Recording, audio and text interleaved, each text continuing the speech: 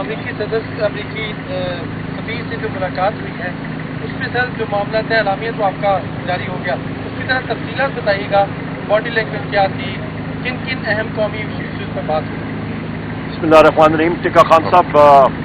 اس وقت ہم لوگ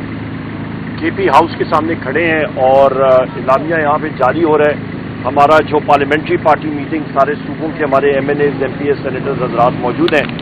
اور میرے فاضل بڑے بھائی شبلی فراز صاحب نے، leader of the opposition in the senate, انہوں نے مفصل بریفنگ دے دی ہے۔ آپ کے کوشچن کا جواب دیکھیں، اسٹیٹ کرافٹ میں یا کہیں پہ بھی باڈی لینگویج نہیں دیکھی جاتی، آپ کے کیپیبلٹیز دیکھی جاتی ہیں۔ اور ہم نے ایک چیز، رؤوف حسن صاحب بھی اتفاق سے اس میٹنگ کا حصہ تھے اور ساتھ بیرسٹر غور صاحب بھی تھے اور اسد کیسر صاحب بھی تھے، ایک چیز ہم نے پاور کرائی ہے جو کہ ہمارے لیڈر نے ہمیشہ، وزیر اعظم عمران خان صاحب نے ہمیں تلقین کی اور سکھائی ہے کہ آپ نے برابری کی سطح پہ بات چیت کرنی ہے۔ اور ہمارا ایک مطالبہ یا ہم لوگ جو چیز پاور کرانا چاہ رہے تھے کہ بین الاقوامی دنیا کو، جس میں امریکہ بھی شامل ہے، اس کو پاکستان میں آئین اور قانون کی پاسداری کو رسپیکٹ دینی چاہیے۔ آئین اور قانون کی رسپیکٹ ہوگی پاکستان میں تو پھر لنڈن پلان نہیں ہوگا۔ آئین اور قانون کی پاسداری ہوگی پاکستان میں تو پھر جو engineered vote of no confidence تھا وہ نہیں ہوگا۔ آئین اور قانون کی پاسداری پاکستان میں ہوگی تو پھر جو انجینئرڈ 9 مئی تھا وہ پاکستان میں نہیں ہوگا۔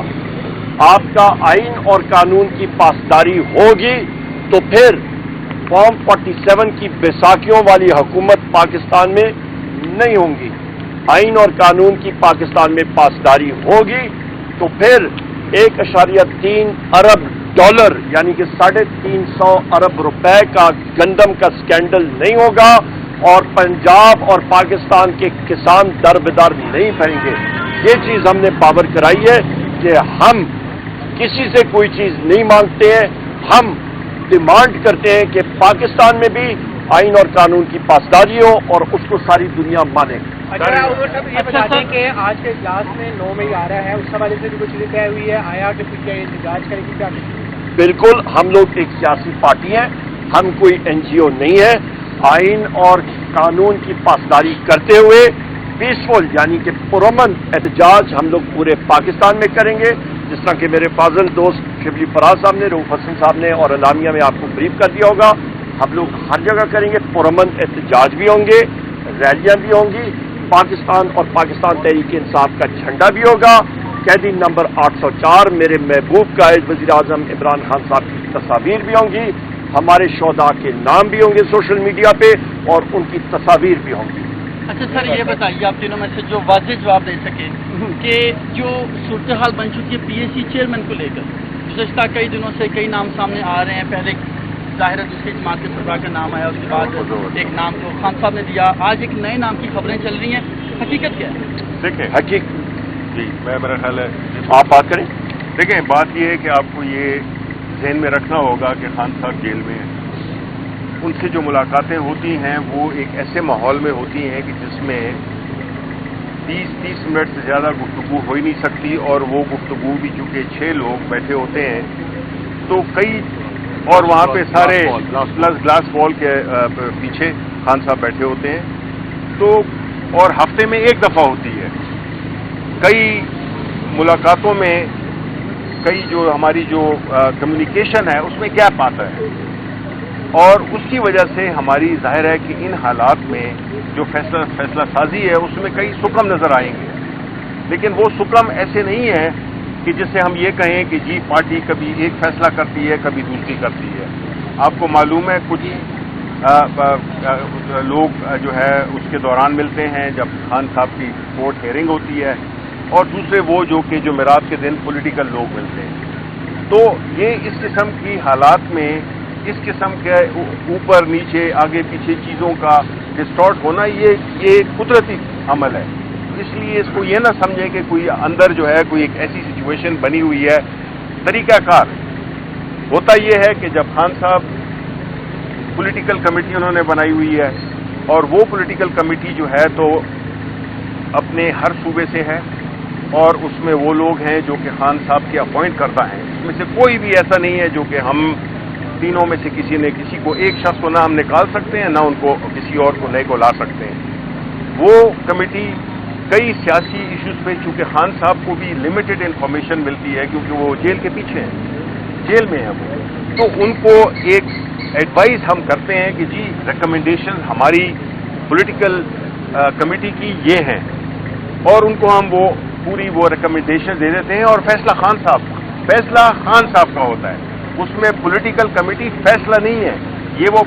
वो प्लेटफॉर्म है जो कि रिकमेंडेशन देता है अपना, क्योंकि बाहर हैं हम लोग तो हमें ज़्यादा इनपुट है, और हकीकी चूँकि पार्टी के लोगों से भी हमारा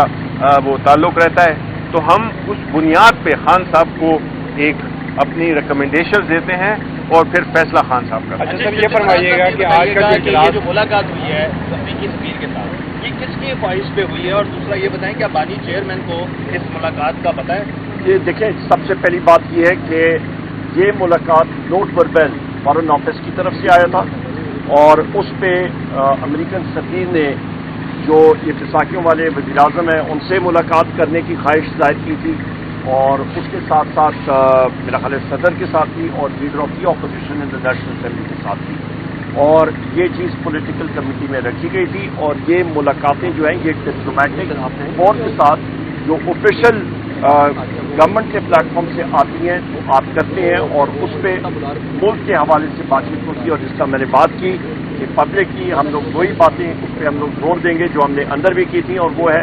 एक पॉइंट एजेंडा, आइन और कानून की पासदारी। उस पर हमने 12 बार कैसे ताल्लुकात चाहते हैं पीटीआई अमेरिका के साथ ताल्लुकात कैसे चाहते हैं? देखिए, दो चीजें आपको एक चीज टिक्का खान साहब सेपरेट करना चाहिए। एक पाकिस्तान की जो ट्रेड है, अमेरिका पाकिस्तान का लार्जेस्ट ट्रेडिंग पार्टनर है,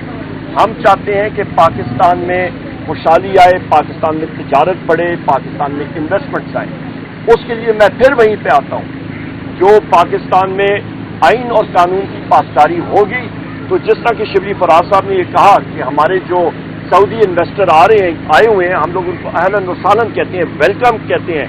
पर इन्वेस्टमेंट यहाँ पे करना जब तक हम लोग रिएक्ट करते हैं कि आइन और कानून की पासदारी नहीं होगी, इन्वेस्टमेंट नहीं आएगी। उसकी बुनियादी वजह यह है कि आपका जो फाइनल डॉक्यूमेंट साइन होता है उस पर आर्बिट्रेशन क्लॉज होती है।